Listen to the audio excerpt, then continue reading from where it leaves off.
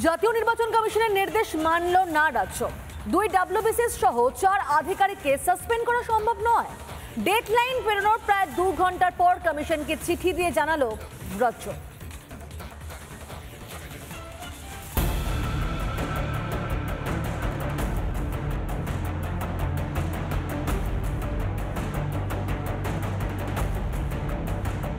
দুজন WBCS officer ওনারা suspend করে দিল, ইলেকশনে ডিক্লেয়ার হয়নি। ইচ্ছা অফিসারদের ভয় দেখাবেন, অফিসারদের পাশে সরকার ছিল, আছে এবং থাকবে।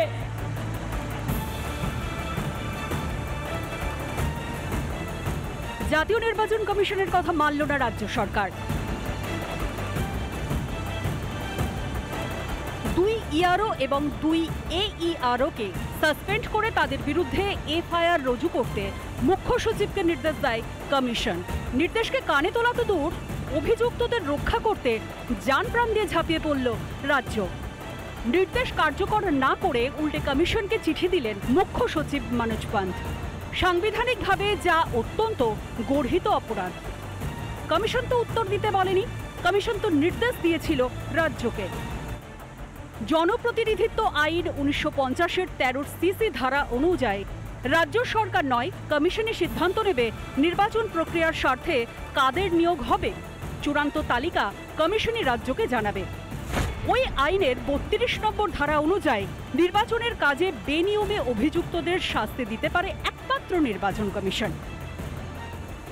32-এর 2 ও 3 নম্বর উপধারা অনুযায়ী অভিযুক্তদের শাস্তি দেওয়ার ক্ষমতা একমাত্র কমিশনেরই হাতে।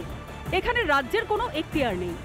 কেন্দ্রীয় নির্বাচন কমিশনের কোনো সিদ্ধান্ত অপছন্দ হলে একমাত্র রাজ্যের কাছে উপায় হলো সুপ্রিম কোর্টে যাওয়া।